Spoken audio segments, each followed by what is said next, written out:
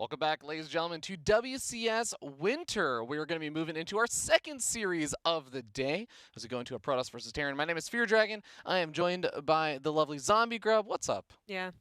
I like when everyone says I'm lovely. And you're just like, yeah. Yeah. I know. Yeah, exactly. As I said. Well, I used to call you Illuminescent, but you'd tell me that didn't make you? sense. I did call you Illuminescent once. You're right, that doesn't make any sense. No, exactly. Yeah, don't do that. So, yeah, exactly. I can't win with you. Well, I just said lovely's great. Oh, okay. Yeah. All right. You seemed a little angry about it. Did I? Yeah. But you know who else seems angry? A lot of Terran players. We're going to see if souL, one of the guys who I know has definitely been struggling a little bit versus Protoss, is going to be able to take out his next opponent. A Protoss player, DnS, who's a very good Protoss player as well. Yeah, but like weirdly enough, souL, I mean, it probably doesn't feel this way, right? But you look at like the stats and you're like, technically, souL's versus Protoss is his best. That's weird. I know. souL's always a bit of a funny guy. He has a very active Twitter. He is very opinionated on his Twitter. But he is really, really good. And he is one of the players that I think has been doing a little bit better versus Protoss. Sure, yeah. And then DnS had a couple of struggle, matches against other Terrans that souL could certainly look at. But I mean, we're painting this picture as if the matchup is what's going to dictate here, and that's not going to be the case.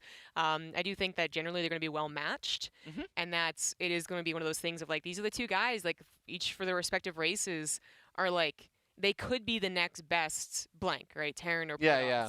And we've been saying that though for like, not quite a year, but like quite a while. I remember mentioning it last year in a Challenger and whatnot. And it's like, they don't quite make it through. So that's DnS got a lot. Yeah, DnS got a lot of that hype. souL also, I think, one of those players that I actually really thought he was going to be the next best European Terran player for half of last year. And he got really close, but didn't quite, like you said, bridge the gap. So we'll see what's going to happen. These guys have faced off against each other a lot of times before, as I think that there's something like 19 and 31 against each other in games played. So they've played a lot against each other. DnS is the most recent one who actually won back in 25th of January. And guess what? The Wardy TV Invitational. Shout out to Wardy, my boy. Yeah. So, but it was a 2-1. So very, very close. We are loading into Cyber Forest for game number 1 in the bottom right. For Cascade, he is the red Protoss DnS.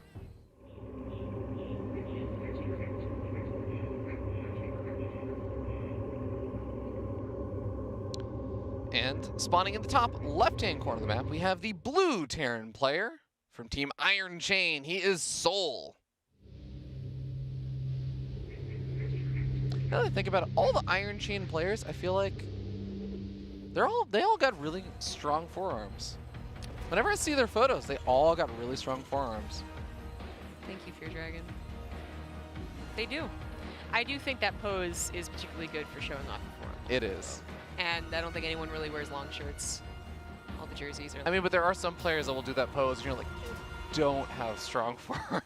That is, you know what? Everyone's like, Fear Dragon. If you show me in that pose, it'll be like, wow, look at that flab. Okay. I didn't know there was that there. Well, so for everyone's like, oh, Fear Dragon's so weird, that is basically what we talked about when we were watching GSO vs. the World and the huge banners were there. Oh, yeah. They were just like right in your face. Like, they were really huge banners. And we were like, people's muscles, forearm muscles are all different. So I guess I'm admitting that I'm weird as well, but Fear Dragon's only brought it up on this broadcast, so. I think there's nothing wrong with identifying. I mean, you think about it. Your hands are your tools in a game like StarCraft.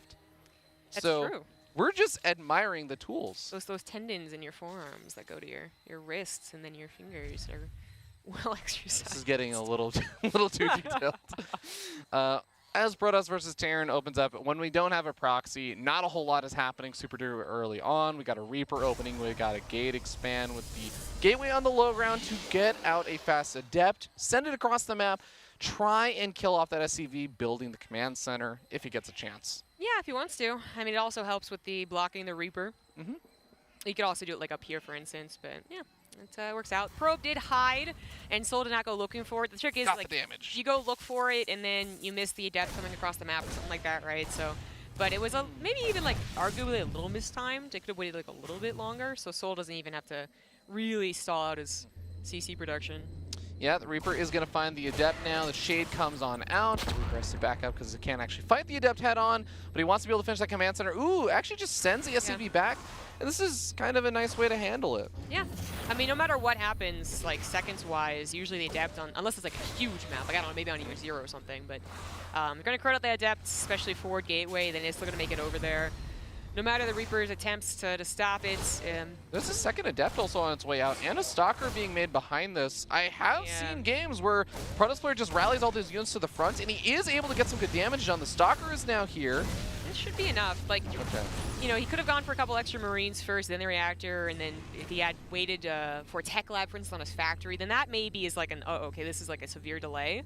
But no, I mean, 2 Marines pop out. A Helene is the quickest. Actually, I don't know if I should say it's the quickest building unit, because it would have mine as well, but it's very quick to build, and it does help chase down Adepts, and even Stalkers if they're trying to run away.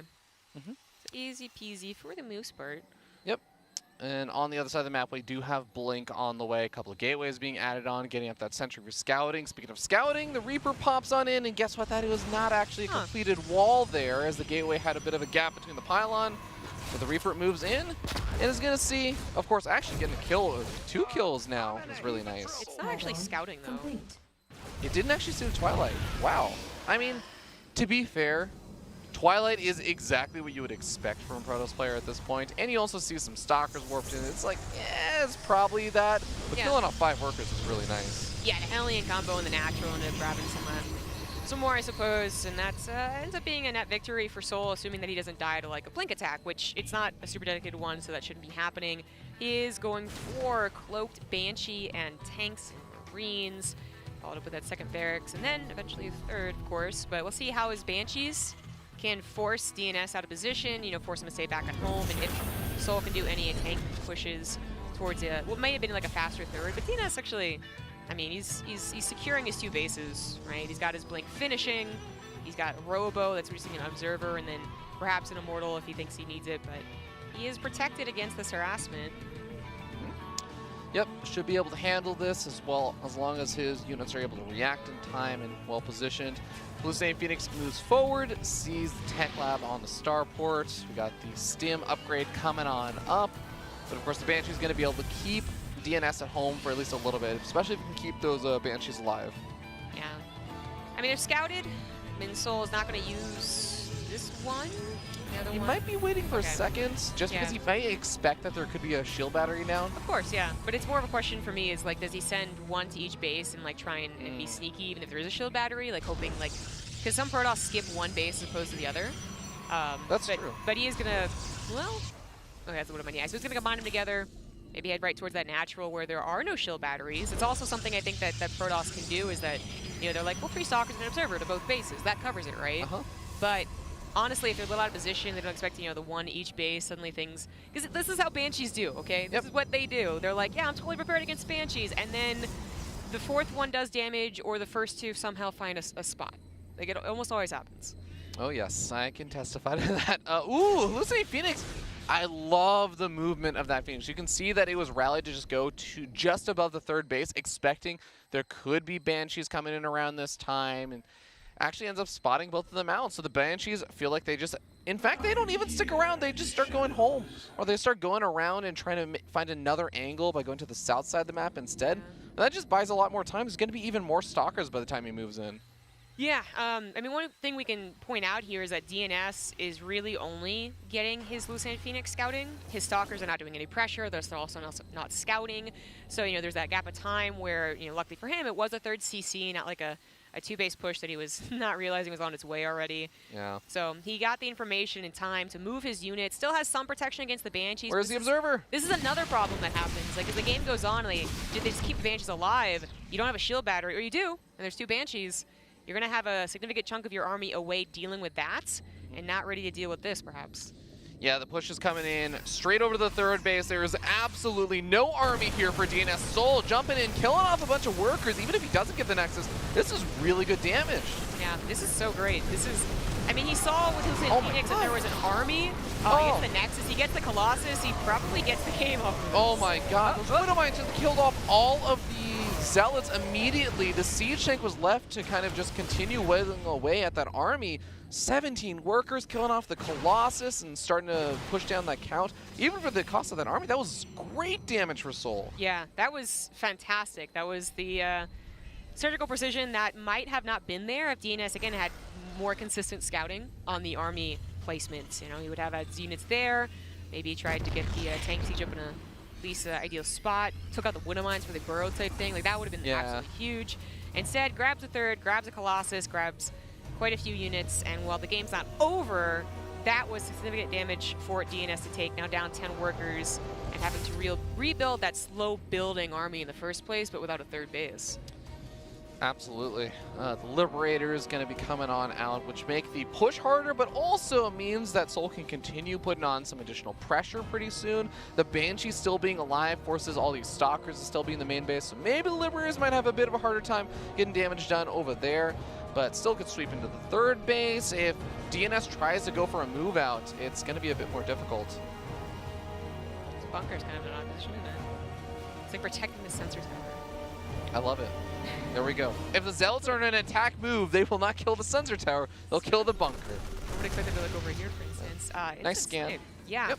This is, I mean, sometimes you watch TVP and they snipe like 5 observers, so it doesn't matter. They get like, you know, Revelation or something. But this has been a game so far about that lack of scouting. So one observer goes down, that's it for DNS's offensive scouting, quote unquote.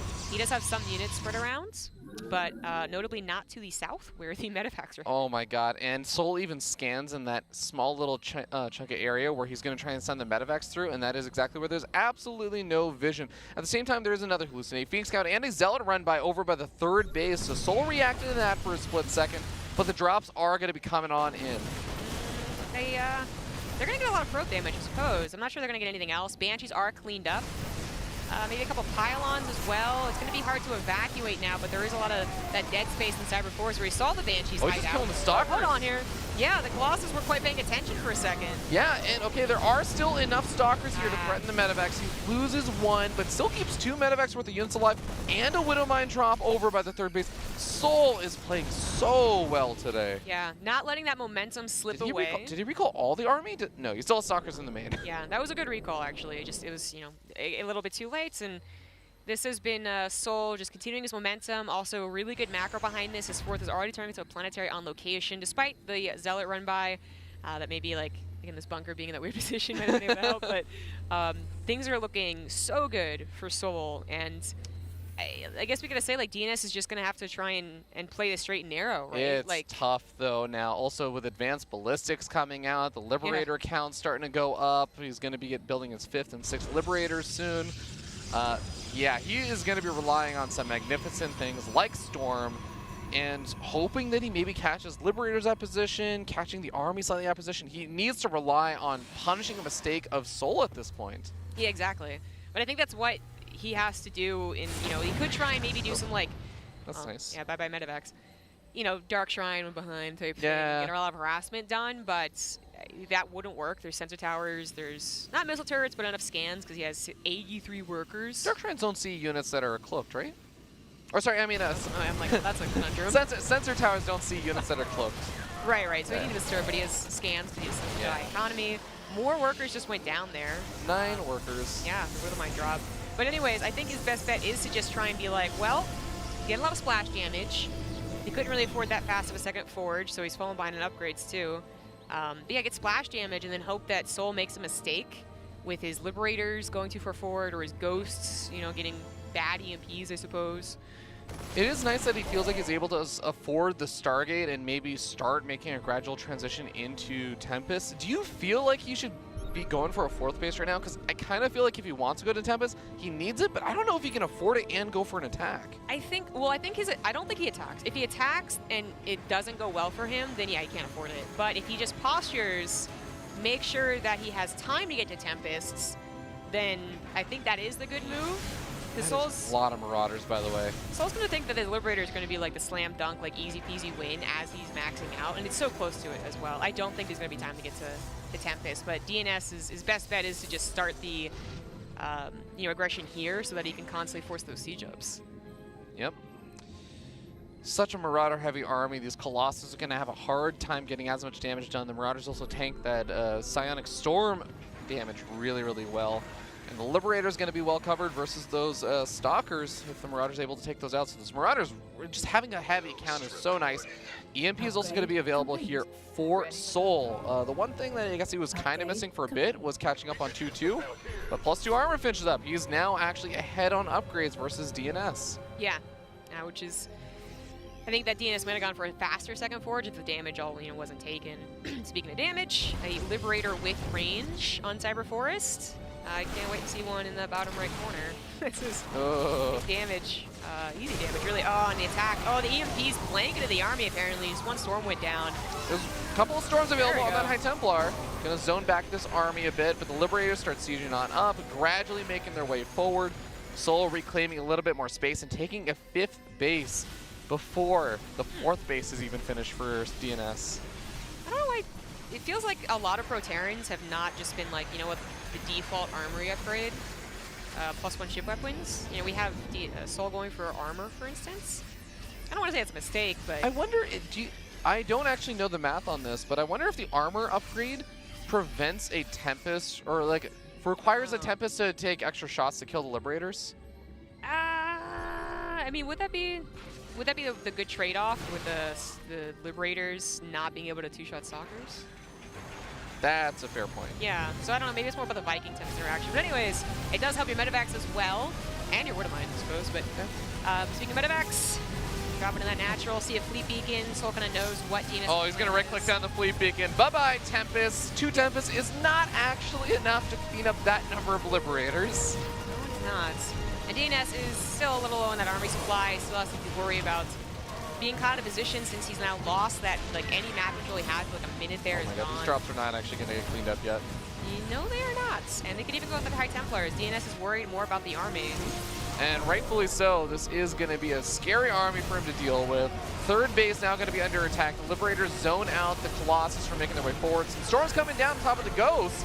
Those do get cleaned up as well. And Liberators going to be sieging up defensively to protect the 3rd base of DnS. Now, souL has already built a decent number of Vikings, I believe. So they got 2 Tempests, not enough to tear this down fast enough. And then they also could be torn down themselves. DnS's only hope in this game now is to take an insanely good engagement, get off the storms of his life, clean up this army, and go for a counterattack. And even that, even the counterattack, I don't know if he kept his whole army alive, if it would actually be enough to break souL right now. I think another great EMP just went down in a very bulked up army. Yeah, a little bit. Yeah. This is, I mean, DnS, I think, did the right thing. There's a drop in the main, by the way, of DnS. souL is so on top of all of this. I think it's the same drop in the neutral. Like, okay, there we go. Main push in. We even hear snipes go down in this matchup. That's nice flank with the Stalkers from the north side. He is actually going to be able to get a cleanup here on this army, but it costs him a decent bit. That was about as good of an engagement as DnS could have ever hoped for. Yeah. And souL is still 70 supply up on his opponent. Yeah, how much production did he manage to get up on these 5 bases? Drop move to the natural, by the way. Yeah, I mean, he's actually tearing down every single probe. It's like, you know what? If I kill all of your buildings, then you actually just get eliminated from the game. Even the amount of time bought here, like, souL's already at 180 supply, and it's doubling that. It's a lot of Archons, but yeah, this is still such a tough fight for DnS. He's going to be, oh, this isn't a planetary fortress over here because this was a 3rd base. The later bases are going to be planetary fortresses, and all souL is doing is just getting his army into one location to try and protect the rest of his stuff. He went to 5 starports. That is quite a few Liberators it can produce right there. We'll see if it's going to be enough. The Archons and these Stalkers getting a lot of damage on them, but the Tempests go down. The Warp Prism is not going to be able to do anything because he can't warp in anything. I guess he can do some pickup micro with the Colossus. I'm going to hand it to DnS. He holds out strong until the end, but eventually gets knocked down. Yeah, GG. I think I was saying that he did the right thing for having lost his 3rd Nexus. But he did the very wrong thing of letting his 3rd Nexus die. It is tough. souL was relentless with those drops, the pressures. I mean, every single time we would look at it and say, like, oh, there's a drop moving in. We'd look 5 seconds later, it was like, oh, the Widowmines went off of the 3rd. Yeah. He was constantly getting pressure from so many sides. souL was just playing really, really well. He was. You know, he didn't let loose his momentum, which I think can definitely happen. That's when he started kind of just starting to do the grumbles of, like, Colossus are cool and Storm's cool, and then he didn't ever let that happen, despite DnS having some strong moments there, like, you know, showing that he can get a decent army. He can follow the tech path progression, even with his limited economy. It just was constant drops, and very strong production from souL. 5 starports instead of like more barracks. That's a lot of liberators. Oh yeah, I think souL knew the way that he was going to secure a solid position and make sure that he didn't give it up. And he was careful never to really get into one of those situations where all the liberators sieged up in the wrong angle or something and you end up losing a little too much. So souL was careful with his army. He did a great job until the very end where he was like, okay, I've killed your third. You're on 1 base economy right now mining. Like, I've got this. So, damn, I am really impressed with how souL played that. Yes, yes. But it's one of those, like, you know, if he doesn't get the same start, then it could very easily be the other way. That's true, like, yeah. souL got a very, very strong start, and the momentum was in his favor. They both played well in their positions, but let's see what happens when DnS doesn't. I guess really what happened there was he maybe tunnel visioned a little bit on those Banshees, you know, like maybe a bit. Like, I'm trying to remember, it was a lot to do with the position you were talking about where there's no units over by the third base when the push came in, because the Banshees are there, right? Yeah. They were distracting. So, I mean, I don't know if it was exactly tunnel vision or just, I mean, it feels a little bit that way because maybe he would have been more active about his scouting or his stalker usage if it wasn't for the Banshees. You're right, too, because I remember that engagement. One of the big things that stood out to me was he had like 5 Zealots jumping in on 3 Widow Mines, and all of the Widow Mines end up just immediately dying. Or sorry, the Widow Mines end up dying, but all the Zealots die. The Siege Tank is just getting 6-7 shots off on Stalkers. Like, it was not an ideal engagement there because of the Banshees, because the Banshees kept him busy. Yeah, so in a weird way, they did absolutely nothing pro damage-wise, but they did everything. Banshees, man, they're tough. They are. Well, starting down here in the bottom left-hand corner of the map, down 0-1, but looking for a comeback. He is DnS. And not the domain name service. That is a different DnS. You think it's what he's named after?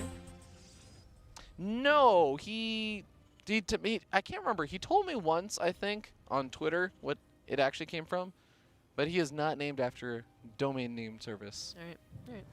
Oh, in the top right, as the Red Terran, he is souL. And I'm guessing that's a self-explanatory. Yeah, he's a big fan of Soul Spirit, who we're going to be seeing tomorrow. The twist. Got him. Nicely done for a dragon. There was some cool... There was a legendary player that had Soul in his name. From Brood War, even. souL Key. Man, can't believe I forgot that name. Yeah, especially because he dominated in both StarCraft 2 and still in Brood War. He was quite good in StarCraft 2 as well. Yes, exactly. He's probably better in Brood War, though. Ooh, we got Zealot first from DnS. Yes, that is a very good point. He did not go for like a forward, like really committed pressure, but it is, you know, starting with a Zealot, Cybernetics Core, then a Nexus. Like, this is going to want to get the command center stalled out significantly, and maybe if he's even fortunate, some missed micro from souL get a cancel. That would be devastating. Yeah, and we'll see if this actually ends up working out. The Probe Scout does know that souL isn't doing kind of proxy shenanigans or anything like that. The Probe even actually hiding out in the corner, so souL does not know about this. The Reaper moves out. Like you said, the Reaper's actually not that far out. It's just sitting at the ramp. It was sitting idle, so it wasn't moving across the map. He was going to come back. He was anticipating the Probe there. And that's actually, you know what? That goes from souL not seeing the Probe to souL baiting the Probe out. Yeah, and that, like, there really are sometimes seconds of difference that really make all the difference, and things like the Probe actually forcing the SCV to stop building. Oh, God. Can be that. Really, this is not good for DnS. Yeah, this is the unideal situation. souL, I guess last game he at least went directly across the map after killing the Probe. In this game, no, he did just continue to stay at home, which is, again, allowing this command center to finish. Yep. Forcing that Zealot back just long enough, and now SCV can even retreat back up to the main base. If it really needed to, it could load up in the command center. And if he really needs to, it can lift off this command center and float it back in the main so he can resume SCV production or make an orbital or something along those lines. Another Stalker making its way across the map. There was a Nexus behind this, but oh man, Zealot gets trapped as the grenade leaps him over the Marines and the Stalker very soon as, well, actually no, the second Stalker joining. He doesn't have to back off yet, but the Marauder's coming out. No, so this is some nice scouting. Like, usually you'd be like afraid of a Widow Mine popping out, and then the Zealot would tank that type of thing. But then he sees a Marauder, or did he? He did see the Marauder. Marauder's got a couple shots off. Yeah, okay, that's what yeah, so, I mean, he sees it now, of course, too. So that should tell him that there's a second barracks first. as opposed to like the barracks, factory barracks. No, the Reaper actually made it back ahead of the Stalkers, and usually you aren't going to be making that many more units over here as DnS. So it's just the Sentry there. I think a Sentry... No, the Sentry beats out the Reaper. Yeah, no, that would be incredible if a Reaper just beat a Sentry. With some good micro, technically. Maybe. Anyway, so this is just, it seems insignificant, but there are a lot of things already going really, really well for souL, including getting that Reaper, like keeping it alive and then getting it across the map, scouting out what's going on here. He saw the Sentry, he doesn't see the Robo quite there, but I mean, it could maybe figure things out. There's not a lot of stalker pressure still. They did finally come home. Again, didn't get the Reaper. Really good control there with those grenades. Robotics Bay coming down, so we are going to see likely a quick Colossus play once again from DnS. I'm ready to eat my words as he's just like, oh, I'm going to go for Disruptors this game, and Disruptor drop, but my guess is still, it looks kind of similar to the last game. Yeah, I mean, DnS, he knows what the build is. Well, yes, he does. Okay, yeah, 100% now. I was like, if he didn't get a further scouting, maybe he's misreading as like a 3 racks, which doesn't really do very much anymore. But he sees it as 2-1-1, can tell the medevac timing more accurately with that information, and he's going to get an Immortal and then a Colossus, help get that backbone. Looked in a lot of Sentries earlier on, though, so that means he's not going to have nearly as many Stalkers as he sometimes would have, just because he has 4 Sentries, which is great. It pairs up very well with Colossus, and zoning out an army or keeping it in, but dealing with Widowmine, sometimes you do really want a little more firepower to clean them up quickly. And we'll see how this ends up going. Yeah, it's going to be a little tricky. I mean, souL, provided that he doesn't lose these 2 medevacs, being overzealous, then he can just continue doing the pressure. And we know that that last game was a lot of other medevacs getting more than their fair share. This is not a bad start. You know they don't have Blink, so you are open to be able to evacuate. Ooh, good poke fire on the Widowmine. Kills that off before it gets a chance to burrow. And we're going to start to see that the Bioforce is getting cleaned on up. Yeah, this was a solid enough hold. What a bit of a denied mining time, I suppose, but only 4 probes go down and a pylon. No other attack. So again, that is 2-1-1. It's, that's 2 medevacs, and then later on, a little bit later on, you get some more. But 3rd CC upgrades. DnS has survived the first wave of aggression and is now getting his 3rd Nexus. Oh, Reaper, honestly. Oh my god, he's gonna get away. This is amazing. I want to see that Reaper live till the end of the game. I believe in it. Give him a special name if he does that. Ralph the Reaper? I wasn't going to provide a name. I wasn't going to take that chance, but you did, and I'm happy that you did. Okay. There really aren't that many units out for DnS right now, so if this army for souL starts to congregate and finds a chance where DnS is not quite covering the ramp, there's maybe an opportunity for him to jump in on that army before Thermal Lance finishes up with a couple of Marauders as well. And souL is going to be able to do exactly that. He moves in from the south side where the Colossus and the Stalkers and the Sentries are not, and even loads up to the medevacs to go for a drop. This is a bit dangerous with the Stalkers in the main, though. Yeah, I mean, I feel like I would prefer like 2 medevacs and everything else. Oh my god, he sees them. He's not afraid. Yeah, they don't have Blink, so they can't even try and escape and jump with their army, so he grabs a couple units right then and there. Loses one of the medevacs with a few units still inside of it, though. Kills off a few workers. He might be able to get the Robotics Bay if he focus fires it down, but the Colossus are going to be a lot of DPS for him to worry about. He did. He didn't, I mean, he brought some units over to the 3rd base, and it's on 2 Marauders. They're going to get some probes. Oh, no, but the medevacs go down to the natural. That is a beautiful pickup there for DnS, and is absolutely going to start turning this game around, but he loses a lot of workers still to the 2 Marauder run-bys. Did he? He lost 10. He's losing more workers. Wait, he just lost another worker. Wait, did he? I thought that was from the drop. It went from 9 to 10. Yeah, okay, so the Marauders had 1 probe worth. Okay. More importantly, they got out of there, though. I love the run-by and then the evacuation. So, one problem that can occur when you do like a lot of drops, right? This is actually very old-school TVP, isn't it? The Colossus slow build up versus like some drops and like not a tank push, not... well, they basically not tank push. But anyways, is that you don't have a lot of medevacs if you actually lose the drops. That is true. So you don't have the pressure anymore to keep the Protoss in check, hopefully. So they start getting second Forges and High Templars. And then you also have to choose between medevacs and Vikings. And his second starport was not particularly quick. despite getting third CC down at pretty good timing and stuff. So that's a little worrying. I wonder if he's going to go for directly in a reactor, just pump out a lot of Vikings, or try and play a slower game, even the Liberators, figuring that he's lost his momentum. Yeah, it's kind of funny too, because I feel like in the old school style, we used to have a lot of pros players. They would go up a little bit beyond just 3 Colossus, but now we end up seeing most pros players, they just stop at 3 Colossus. So do you feel like you have to commit as hard into like Viking production as you used to? The stupid thing about Vikings is that it's about killing the Colossus as fast as possible, right? Not just killing them. That's true. Even if there's only 3 Colossus, which is only 1 less than 4, it's still pretty. That's still a lot of splash damage. If you're gonna go Vikings, you still want like, I don't know.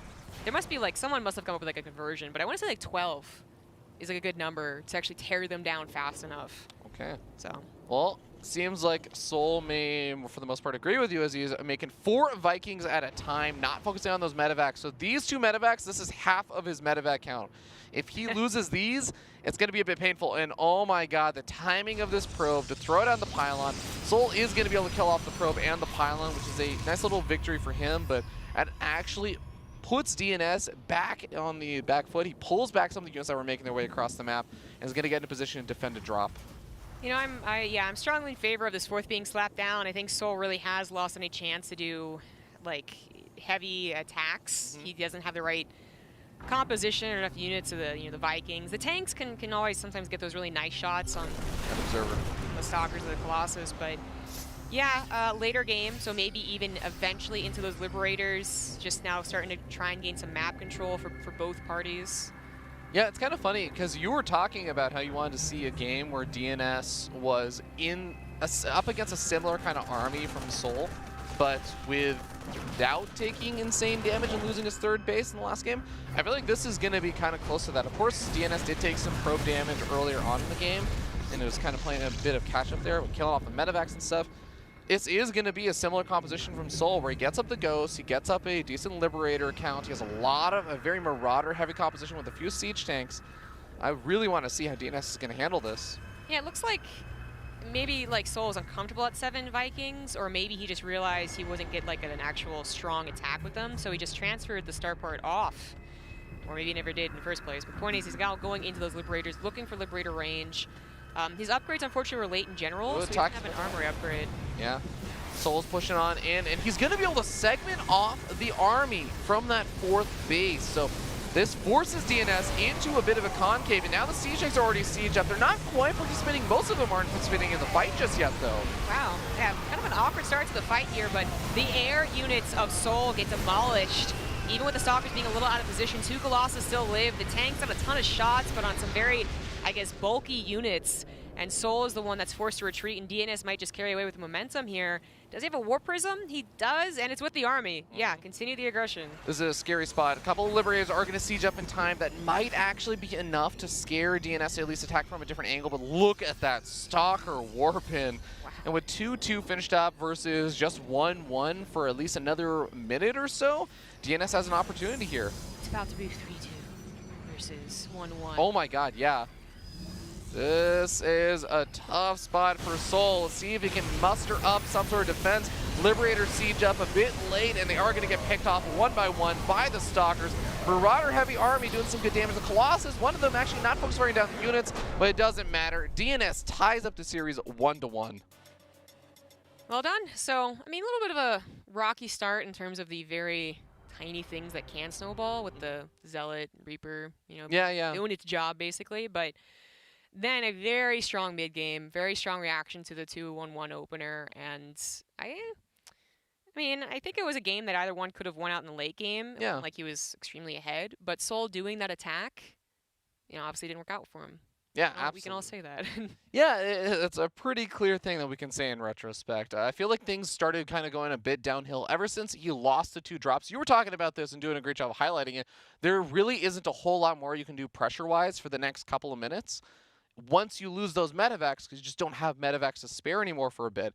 And after that, that's when the Protoss player has all the tools he needs to actually defend a drop. So souL really wasn't able to put on any additional pressure like he was in the previous game, where he was able to continuously drop back and forth and catch DnS out of position, never really give him that comfort level where you could say, like, well, I'm starting to build up my army, I'm starting to build up my economy, I'm getting up into things that deal with the late game. Yeah, and it's like, that really is just like the Protoss had good positioning and good army and good upgrades, and that's why he won, but so I don't want to like harp on the whole Viking versus Liberator thing a little bit, too much, but it was one of those things where it kind of seemed like he had this idea of doing an attack, that was actually very strong, and well, he did the attack, sorry, but that was actually going to work out. But I think you need to like actually commit to a lot of Vikings and make that work. Like, you just get rid of the Colossus entirely before the fight even starts. There was that too, but like also he had 6-7 siege tanks, and for a majority, the first half of that fight, only 1 or 2 siege tanks was even in range to hit any of the Protoss units. I'm not even talking about Zealots and Archons. The melee units, they were only getting hit by maybe 1 or 2 siege tanks. So finally he started pulling back further, but by that point he had lost so much of his bio.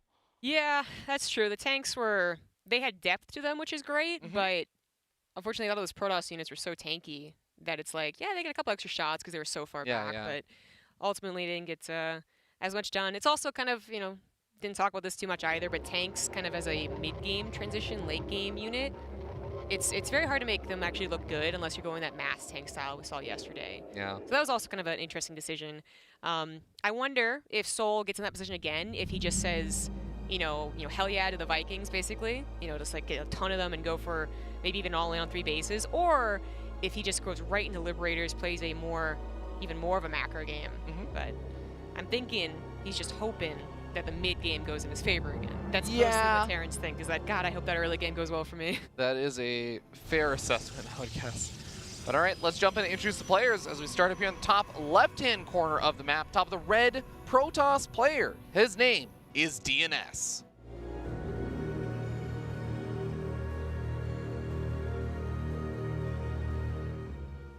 And in the bottom right, as the blue Terran, he is souL. Team Iron Chains. Vitor. Chains, sorry, just one. It's not plural. He probably has iron chains. He has multiple, I'm sure. You think so? How many chains do you think you have? I have? Yeah. You have like a chain on your bicycle? I don't have a bike. I'm legitimately trying to think about things that I have an iron chain on. Yeah, not much. It is specifically iron, I think. If you had said a lot, then I would have started questioning your personal life. But specifically iron too is the other thing, because I know I have plastic chains. Really? For what? I have them for, oh my god, it's like random things around the house. There's like, we have so my roommate has a shoe rack, and it has a bunch of these plastic chains that it like hangs onto the door. It's getting too specific. It really is. I'm like, what the heck do you? You asked me though, where I had plastic chains. Are they holding the shoes? Like, it hangs off of the door and then it holds each one of the racks. Oh, okay. Yeah, I guess if you had to be like very specific, then there are chains around people's houses. Anyways, I feel like if In Control was here, he would have kept with the personal life insinuation. That's true. But we're going to be chaining from that last game into this one as we see that there is no Reaper opening here from souL. And he's just going to be going straight into that reactor, getting to the factory, and getting up the command center on the low ground. That's a segue. It's a good attempt at a segue. I would own a Segway. No, Segways actually seem terrible. No, that's a bad idea. Yeah. But yeah, good Stargate. Good point about the Reaper. So he's not going to be able to see that it is a Stargate. He doesn't see that there's not like a forward pressure again with a gateway. He does have an SCV over here, though, which looks like it's going to put on a starport. Huh, yeah. And also kind of interesting. And I know that Nate was talking about some Protoss players doing this, but delaying that warp gate a little bit longer than we sometimes even see others would. Because I know a lot of Protoss players are still just like, okay, Cybernex Core finishes up, let's start up warp gate. But then you see the Protoss players that say, well, I'm going to get up a Stalker first. It's like, okay, cool. And I'm going to get up a Stargate before I start warp gate. It's like, okay, cool. And I'm going to get up another gateway unit before I start warp gate. It's like, oh, okay. I guess warp gate technology, it finishes up an extra 10, 15 seconds faster. You can afford to do it. That's a very good point. Yeah. I mean, it's not a huge deal. Of course, he's sitting back at home with all these units, so he's not getting aggressive with any of them right now. He probably will get some scouting information with the Adept, but just gets out that slightly faster Stalker. I'm not sure what he was searching for. Oh. I guess just units. I guess, has he actually gone for almost any scouting information besides that probe? No. No. No. The Oracle is scouting a very common location for that proxy starport, though, so DNS is not, like, you know, oblivious to the potentials that come from even a 1-Rax expand. Like, you can definitely still proxy things, and that's exactly what souL's doing. Yep. But he put it really, really far back, so if the Oracle dives deep, isn't afraid about Widow Mines, or, well, in this case, it's the Cyclone, so he's not going to be able to dive deep enough to see a lack of starport. That's big. Yeah. It's also a really small thing, but he doesn't actually get the Revelation down on the Cyclone itself, so it makes it a little bit more annoying of trying to dive back in, especially if you have no shields, but he is going to still go for it. Nice. And he gets a full scout on nothing. Well, yeah, that's super important that he was able to go back in there. This is something that souL was hoping to deny with the Cyclone, and instead DNS pushes the issue, sees no starport, and that's exactly what he should do. That's actually the second Phoenix coming on out as and well. Second Oracle. Like, he just was like, you know what, you're going to go Banshees. Like, I don't Yeah, even before he actually got the full scout off. Yeah, but harking back to that first game, it was the Banshee's simple existence that ended up throwing DNS off. To be fair, I think that the Banshee's existence was prolonged by the fact that the Stalkers cannot reach them, and the Phoenix don't really have that problem. Very, very good. Oh, he found the proxy. Oh, no. Oh, wait. Oh, no, he did a Revelation this. Phew. I was like, not again. Nah, he's got enough detection. So he's going to be able to position his units. Is he going to have enough, though? He's got 5 Adepts, a Stalker on the ground, and he's going to be able to catch the Banshee. This is actually really nice because he catches the Banshee nice and early on, so he's going to be able to back up the rest of his army with those Phoenix and the Oracles in a second. This is still scary, but the Phoenix should help with the tank and the Cyclone, right? And if the bunkers aren't done, then the Marines will be able to stand up to the Adepts. Okay, Phoenix getting ready to move on in. The Marines going to try and focus fire down. Oh, no, actually not going for the Phoenix or the Oracles right now. And the Adepts just absolutely dismantled the Marines. This is a full, easy cleanup. Yes, it is. That's very easy. Banshee comes in here. They do some damage, even up the worker kill counts, but souL is the one that's reset in his momentum. Okay, let me Revelation energy. You know what? There we go. He ran out of energy is what happened. Yeah, that's a little bit unfortunate, but still a really solid hold there for DNS. That puts DNS in a fantastic spot. Yeah, still up 6 workers. Oh, they saved it. He got from that fast. He did. Yeah, that's just Shades through. Decide not to go for it, and that probably is the right call. If his air units were here, then he goes for it, and that might be exactly what he's waiting for. But he does also have Resident Glaives and +1 on the way. A second siege tank is going to finish up as well, and that is not sieged up. Yeah, that would have been a weird... Oh, he recalls a bunch of his units. There's another Banshee? Yes, there is. Oh, okay. Nice move from souL, buying some time. Very good to do that. I mean...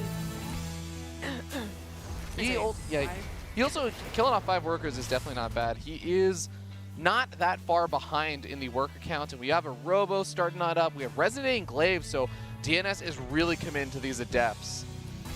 Yeah, sorry about dying there. So, no worries, it happens. Yeah, that was... a Terran player. Yeah. Yeah, that was like a scary push to actually invest into, so... But it's still really nice to get the Phoenix and the Oracles away. Now DNS just cleaning up the starport because hell with that starport. The game does go on, but souL is... I mean, when you do a tank push and it's cleaned up, even if it's cleaned up slowly, or it actually does damage, it's a long period of time when you're waiting for stim and combat shields. But now it's even worse because it didn't do a lot of damage. Yeah. It is going to be interesting to see where this game goes, because I feel like whenever I see Resident Glaive to depths, this is one of those kind of more short-term or short-sighted plays where you're going to be able to do some really nice damage. You can get a lot of run-bys done, and your army's going to be tanky for a bit. But as the game scales on later and later, I feel like a lot of the time the Resident Glaive to depths as like the base of your army doesn't hold up as well as a lot of those like Stalker, the Zealot armies. I don't know if you feel differently. Right. The Adepts change how the attack flows for sure. And we do see, I feel like it was almost like a resurgence of the Adepts, you know, because we had that whole Resident Glaive Adept years ago. To change things up, exactly. But I do think the longer the game goes, the more you're going to see the standard non-Adept composition, but then you have Adepts with their upgrade to Harass, which can still be very good. Yeah. Well, third base finally being established here for souL, but you can see he's down quite a bit in the army supply. He's fallen a bit behind in the worker count. And he's playing a little bit of catch-up and still losing some workers here and there. SCV's trying to build missile turrets, getting canceled. Revelations being thrown down to keep an eye on the army, which opens up avenues for attack for the adepts to shade in, knowing that the army's not in the natural sometimes.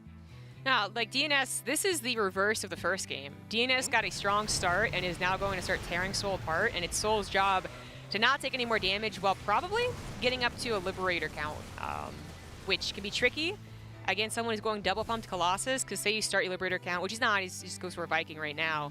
But even if you do, Colossus will actually push through lower numbers of Liberators, even defensively. They can still make it work. So oh, absolutely. it's just a very, very difficult spot for souL, who is forced to just kind of stay back here. He doesn't even have, does he have medevacs to even try and? He has 4 medevacs, Okay, but yeah. it's, like you said, it's a bit tough because if you go for a drop, it's going to be with 25 or 50% of your medevacs. The Vikings I also like just because there is a Warp Prism harassing them, so Right. even if it's not just for immediately dealing with the Colossus, it's nice to just push that back. Yeah. All right, so you see the fusion core, the starport. That is the, I guess it's like when a Terran gets beat down, their like response is like, well, I can get Liberators, I guess. Warp Prism taking some damage. It looks like it is going to go down. That Yeah. was a nice pickoff. And if souL is playing into that later game, he's probably even going to get a Force CC with like SAC defense to make sure that at least he can focus on one part of the attack at a time. But that one big fight that could happen, that he could be focusing entirely on, could still win DnS the game. You can push through, as I was saying, low number of Liberators, and we only have them just now started. DnS is already moving forward. Yeah, and souL was really hoping by getting that up that faster fusion core, he can get up the range upgrade nice and early on and capitalize on the Liberators, but DnS not giving him the time. So close to his third base, and souL going to be up against a pretty scary looking army. Even some stasis traps, making sure that if the engagement goes a little bit south, he isn't going to get caught. He can actually buy himself a little bit more time, gets up a Dark Shrine behind this. I love the way DnS is playing this out. Yes, absolutely. Oh, those upgrades are going to be so big, too. It's going to be 2-2, maybe even 3-2. +2 armor is going to finish up here for souL at least. Very soon. No, that's +1 armor. Oh my god, that's +1 armor. Yeah, Never mind. Exactly. Never mind. This is, yeah. Yep. So that's going to be quite bad.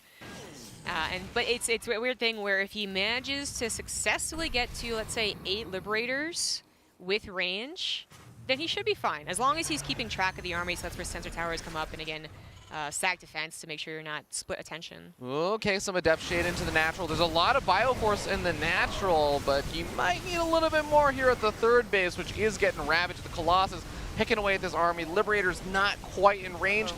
The Command Center's getting kind of low. He's starting to repair it back up, and he is forcing this army back with a Siege Tank siege up.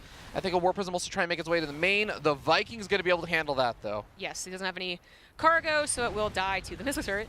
Actually, this is exactly what souL needs to have happen here. DnS notably starting to fall back on the supply, but actually, okay, he just warped in 8 DTs. But I was going to say, he's also going to want to start leaving supply to make room for Tempests anyways, if he thinks he can't crack this defense. Or he's going to try right now to do so. 6 Liberator is going to be kind of difficult to break through here. He is still getting chip damage. He's working white SCVs that are mining gas. There is a missile turret there, so those DTs do not want to come in from this angle. Yeah, there's missile turrets coming up over to the 4th base as well. They're not there yet, though. Neither are the DTs. The DTs, yeah, the DTs actually stopped moving. Or no, where are they? Well, I thought they died. Oh, they might have already died. Yeah, he made 8 of them, right? Or Oh, he's got a few with his army also, still. And Archons, right? Yeah. Well, he does also have High Templar Archives, but Storm is only now on the way. So either or, whatever, doesn't matter. So much as it matters that souL is on 4 bases with sensor towers and now has a decent number of Liberators. He was so slow to his upgrades, though, just with the game going like it did, that, well, I'm glad to see +1 ship opens is finishing up. It's going to be a while before +2. Well, Liberator is trying to push back some of these units, making DnS just think for a second about actually pushing on in. Looks like some, I think that was a Colossus? All the Oracles. Oracles. Oh, okay. I was definitely robotic units dying over there. They were purpley. They died. I was like, ooh. Oh, yeah. You can tell that by the skin for the Oracle. And the Liberators, I think, got the kill, too, which is the weirdest thing. But that means there are no Oracles anymore, so... I mean, DnS is in control of this game. Does he really need to cast Revelation on an army he knows is right there? No, but it does help with the Tempest especially. Yeah, it is one of those situations, though, where they're both maxed out. And, of course, yes, the upgrades are way better for DNS. There are a lot of things that are still going very well for DNS with Storm and everything finishing on up. souL, though, this is where he gets opportunities. He can do things like this, drop, and try and get some damage done because he's got such a solid defense back at home. If souL had not killed probes, DNS didn't really have enough supply to warp in. Just kill the Nexus instead next time. That's a 1000 IQ move right there, though. I'm thinking the Protoss is totally maxed out. I just won't kill any units. +3/+3 is going to be finishing up for DNS, and the Tempest production has begun. That is going to be the key unit he needs to try and break through souL's. What is souL going to be able to get up in the meanwhile, though? Did I miss, like, some dynamic that changed? He goes for +1 chip weapons, but then I guess just more worried about getting the Vikings versus the Tempests. I don't know. And then it does help the Thor that's on the way, I suppose. You know, it'd be great also if we ask souL later on, and he's like, oh yeah, I just misclicked. Another game. That'd be funny. Yeah. Okay, well, +2/+2 finishing up here for souL. That's going to be a bit helpful. Some Adept's going to try and shade on forward. The command center also finished up over there. Does make this kind of awkward walling in-wise for the Protoss army to kind of push in over there. Not that many SCVs by this planetary fortress, but the Liberator is going to be able to siege up and clean up those Adepts, allow him to start mining from that 4th again, which he really does need the economy for. You don't expect a Liberator this late at the natural, so he does find a few probes before DNS can react. Zealot's trying to get some damage done. The good news on Port Alexander is that, you know, it is rather simple to get those 4 bases up, once you have sensor towers anyways. So there's not really a lot of open opportunities for DNS to get a lot of units in, and with the main being guarded by Vikings as well. Yeah, main base still losing a few more of these workers. There's not a whole lot of mining happening in the main. But I also like that souL, he's gotten up that bottom center base as well. So if he's able to defend this, the sensor tower covers a bit of the area for that 5th base, but doesn't cover the far left-hand side. So if DNS is able to circumvent around the sensor tower and hit that base when souL's out of position, that could be a really big win for DNS. I kind of thought souL's going to take this as his 5th, but this could work out too, especially if DNS isn't capable of splitting him apart. You know, these Zealots, these ETs aren't actually finding, you know, big openings for the main army. They're just being protected by planetaries. We should see maybe even some of those extra engineering bay upgrades on the way, but I say that, we have never started 3-3. And you need that before you need to do the building upgrades. That is true. He's starting up his Thor production is going up to his 4th Thor now. So, I mean, with only, I say only 5 Tempests, but 5 Tempests still a lot. But Thors, with the range buff that they got, can handle Tempests very quickly. They do a lot of damage to those Tempests. Tempests not as tanky as they used to be. Yeah, I mean, we saw Thermal experiment with this, right? Yeah, didn't quite work out as well as he wanted, but... Yeah. When they're on the front lines, I guess they theoretically take up some shots from the Colossus as well. We do have DTs finally doing damage. Yep, getting a couple of worker kills here and there. This is funny enough also freeing up some supply for souL, but he really does still need the economy. Yeah, he hasn't been able to get, like, you know, that situation where he has extra orbitals. He's making 6 workers at a time, so I guess he'll bounce back pretty quickly at least. Yeah, but in a situation that's going this late, you do want to start having those, like, extra orbitals, right? And you do want to have the ability to cut SCVs, but that's so far in the future right now. Okay, well, the Tempest starting to get their big shots off on those Liberators. The Thor's trying to get in range, but not able to. Even siphon off a few of the Ghosts over here. This is good control from DNS so far. Evading the Thor shots, but still getting the chip damage done. Where are those Minivacs? They are trying to do a drop, so there's no healing on the main army. There's more DTs actually in the natural and heading into the main base once again as well. So souL really having to struggling to deal with a lot of these various units and these run-bys. Yeah. It's unfortunate they're getting any damage at all, really. But maybe it's still minimal enough that he can do okay. Thors are on the front lines taking those Colossus. They're getting really low. Yes, but we might have repairs? Yes, we do. Top center base does get killed off there, and we also see the DTs getting scanned. These Stalkers not actually enough to handle that Bioforce, I think? No, there's no healing anymore. He's not paying attention either, so the High Templars go down? Oh, no, he was. Yeah. Storm goes down. The main army fight almost happened, which is why there was a bit of a lull there. No 3-3 for you! Yeah, no 3 armor, I guess. Lucky the other engineering bay is... I don't even know where that one's hidden. Let's try this again. There we go. Yeah.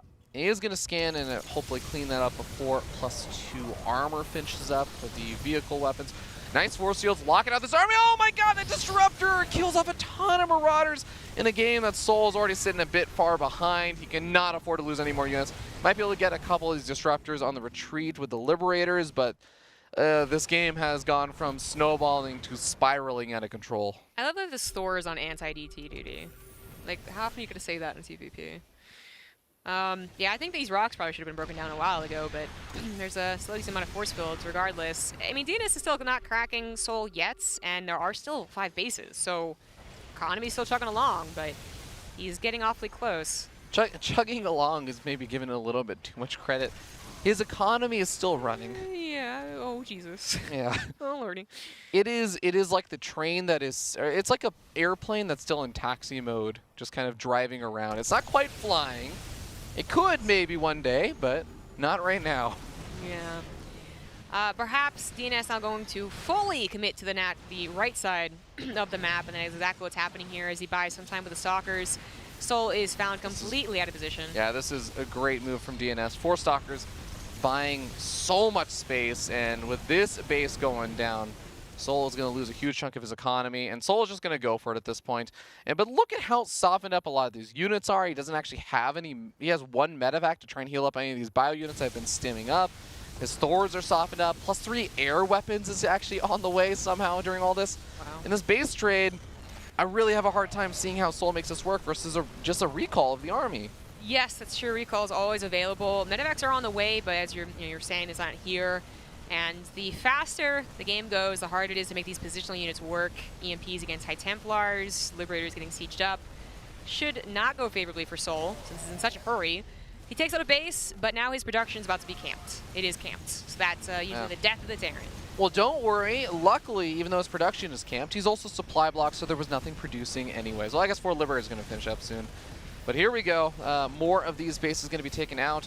souL going to be able to take out... I mean, the problem also is that not all of the important mining bases were in the bottom left-hand side. Some of them are in the top right-hand side. So those are still where some of the fresher bases are. He's not actually killing the fresh bases just yet. You know, like the Thors can tank any storms they're trying to come down, which is like kind of what's happening here. I do like that. Liberators are not being taken advantage of when they're out of position because there's not enough units quite yet for DnS. Like, this is not so one-sided. I think DnS, he's clumping up his army for the recall, maybe? No, he's starting to retreat back. Yeah, he's not recalling. He also took a ton of time killing that production. That took a very long time. This is still an interesting game. Yeah. souL's army, There's the recall. There, okay, where's the recall at the 5th, 6th, whatever you want to call that? Yeah. Very, very safe recall there. And souL's going to be able to retreat back up to the high ground of this ramp. This makes it awkward for the Stalkers, the High Templars to actually move up. Even the Colossus going to get bunched up a little bit. The High Templars actually going down to these Liberators and dodging out of the way of the storm. But the Tempests are now going to try and get a position. souL is going to try and defend the high ground of DnS's main base. You know, if he had Vikings to try and like be over here and take out the Tempests, I believe. But these Thors aren't even getting close to the Tempests. Yeah, the Thors, they're just focusing on the Stalkers. The Stalkers killing off all the Liberators. The Disruptor shots kill the Thors. And that is going to be curtains for souL's army.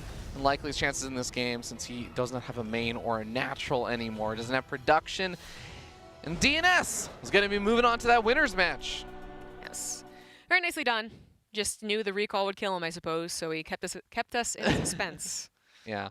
It was a really well played game there by DnS. I think for a lot of that game, kind of like you were saying before, DnS was ahead, and he was carrying out that lead that he had built up in the earlier portion of the game with the harassment and everything. You said it looked like a role reversal from game number 1, and even though souL started turning things around a little bit toward the ends, like he is holding out, he wasn't dying, he was keeping his bases up, he was getting up a 5th base and everything, it still wasn't enough to overcome the deficit of upgrades and everything else, right? Yes. Yeah, I mean, it was exactly the flip-flop of the first game. It's like DnS also did everything right in the first game that he could, but in such a bad position. And then that's what souL did in the third game, but it wasn't enough, and once again, he is 2-1'd by DnS. All right, well, ladies and gentlemen, if you're a souL fan after that series, then don't fret or frown. That was just the second series, so if you take a look at the schedule, we are going to have more games from souL as well as DnS. souL is going to be moving up, or sorry, down to that lower bracket match. He's going to play a Terran versus Marine Lord. And of course, DnS is going to face off versus the Beast, the #1 seed in this group, Raynor, in the winner's match. After that, we'll see the decider match, but until then, we'll be waiting just a little bit for that Terran versus Terran between souL and Marine Lord. So don't go anywhere. You're watching WCS Winter.